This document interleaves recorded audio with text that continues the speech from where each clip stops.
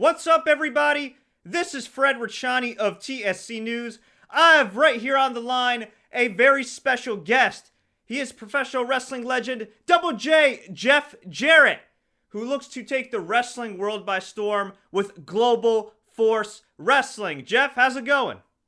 Wow, Fred, what an intro. I appreciate you having me on, and looking forward to talking some Global Force Wrestling and more specifically, the Grand Slam Tour that kicks off, less than 2 weeks.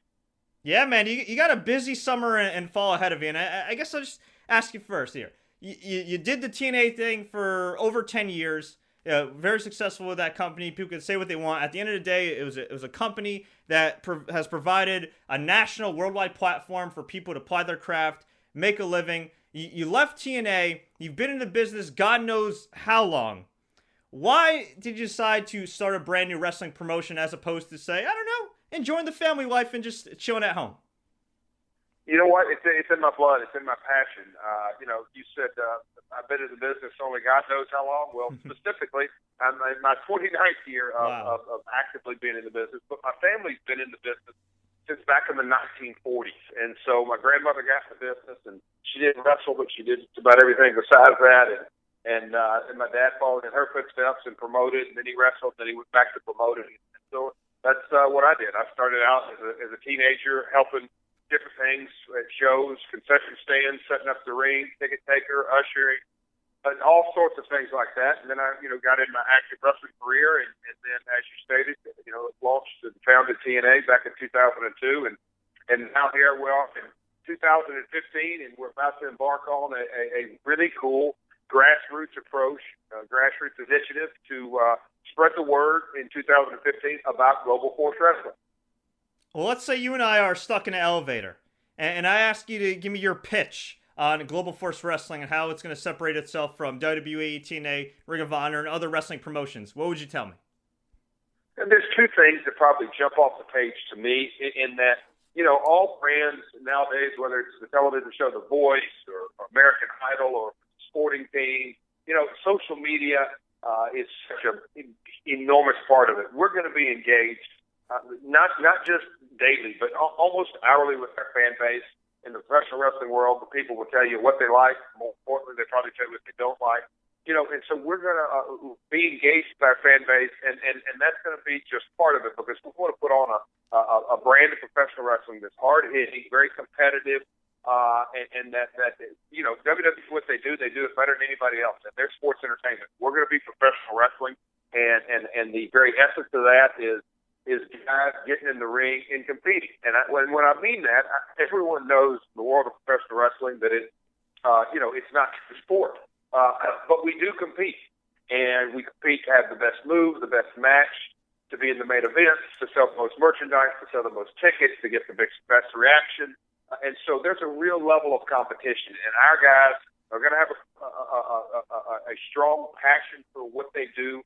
If you're going to be a part of the Global Force Wrestling roster, you're going to have an incredible amount of passion to be the very best that you can be, not just once a week, but every time you step in the ring.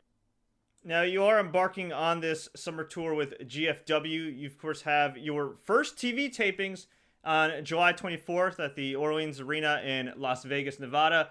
Can you give us any update on the TV situation? Because you do have 3 separate nights of TV taping scheduled, but at the moment, of course, we don't know where you guys are going to end up. Well, and I have, today is day 1. And I'm going to be doing media all this week, talking about the Grand Slam Tour and talking about Global Force Wrestling. There's some things that I'm quite frankly going to hold close to the vest. But we're in, and this is what I think it was 2 interviews ago I did earlier this morning. Is that we are in a unique set of circumstances not just in the wrestling business, but in the world of television, cable television.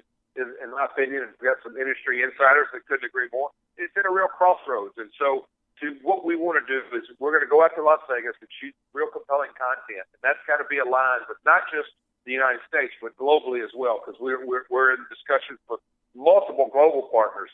People are starting to cut the cord as more services such as Netflix and HBO now gain more prominence, that eventually the TV and the internet are just kind of going to be intertwined? They're already. They truly already are. It's from the phones to the tablets to the desktops, the world is connected via, whether you want to say it, internet, whether it's streaming, Netflix and streaming services like that are being true game changers. Just look at the WWE network is the perfect example if you want to look strictly inside of our industry. Who would have thought 2 or 3 years ago that you would have had, truly only one pay-per-view that is, a true pay-per-view. All the others, it's streaming, and Vince is getting $9.99 a month from his network subscribers. And so the world has already changed. People are, and I'll say in mass, are really starting to look at that. And that plays a big component, not just in wrestling, and it's not just television, in all distribution methods. The game has changed. Now, with wrestling, I feel like, especially at least in the WWE level, it's really just kind of evolved into more of a TV product. Do you think it's a problem that there's not as much focus on, say, individual events like month-to-month pay-per-views or once every quarter, and things are kind of sped up a little too fast? You know what? That's so subjective. At the end of the day, it's again, bottom line, we're in a business, so you got to become profitable. And this is not a sprint; it's a marathon. And so you sort of have to take everything together. And when you say it's become a TV show, well, the TV show also drives live events, and live events drives merchandise. So it all sort of works hand in hand. And if you really get into the DNA of entertainment, I'll say that, and that the music business has drastically changed. 10 years ago, it was about selling CDs of 10 to 12 songs, and then it went to I'm going to sell one song on iTunes at 99 cents, and then it went to a streaming. And at the end of the day, their business model has changed, and it's gone back to touring, where the money's at, touring and merchandise. So the world has changed, and the wrestling business is evolving. We're all evolving and adapting and sitting back and trying to figure out. And that's a big part of why I was really excited to get the minor league Grand Slam tour off the ground, because that's, in essence, the real building block of creating brand awareness. And that is, and always has been. WWE, they've been around 50 years. They are the industry standard. They are the Coca-Cola product. There is no Pepsi in our brand. There's a bunch of other soft drinks, and I say that all due respect, because 2 years ago there was no such thing as Lucha Underground. New Japan wasn't on Access. Ring of Honor didn't have a cable deal. Just the world has changed. So now you're looking at TNA, Ring of Honor, New Japan, Lucha Underground. That's 4 promotions right now that are thriving. And so, Global Force, where do we fit into that? Well, we're going to take it one step at a time, and just to continue to create brand awareness. What were the biggest lessons you learned in working with TNA that you're going to apply to GFW? That again, that's I don't say it's subjective, but it really depends on what you mean by lessons and stuff like that. I guess like what successes did you have? What failures did you have, and how did you learn from them and applying them to GFW as far as your past experience? I'll say this first and foremost: the brand awareness is something that I'm very laser focused on, and that starts at a real grassroots approach. Always has been, and I live here in Nashville, so I've got a lot of friends in the music business, and they take.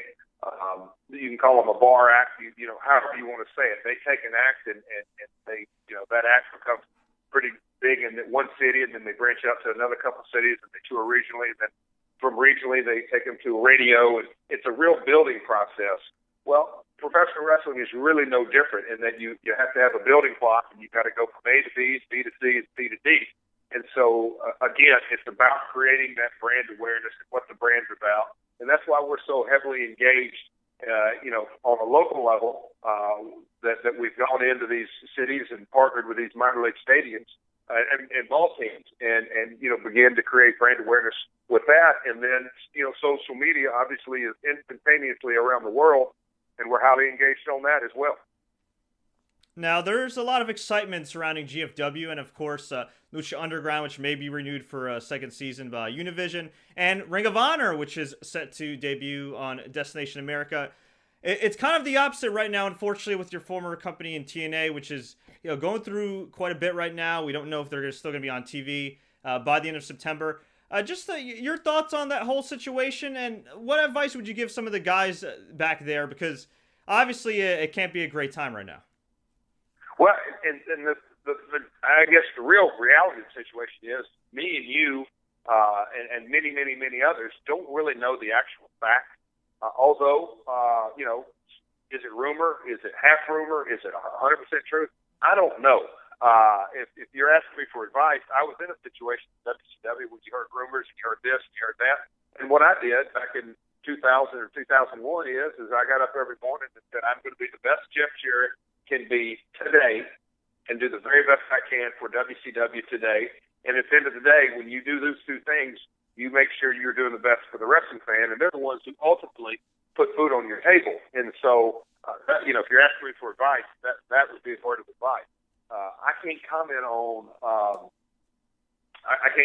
the other part of it because, quite frankly, I don't know the facts. Gotcha. Any plans of wrestling? Oh, as far as Global Force Wrestling, I've said it over and over and over. I am not a part of the Global Force Wrestling roster. Am I saying I'm retiring? No, I'm not going to do one of those 15 retirement tours. But no, I am. It was my first love. I've done it for over 29 years now. I'm very proud of the career that I had. But right now, all my energies are going toward promoting Global Force Wrestling. How's your body holding up these days? Good.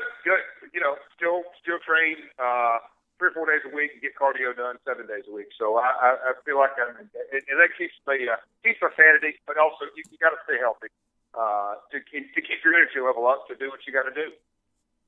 Now I saw that Jim Cornette's scheduled for a few GFW shows. Is that just in an appearance talent capacity, or could you see Corny finally leaving his sabbatical from professional wrestling and getting back in the swing of things?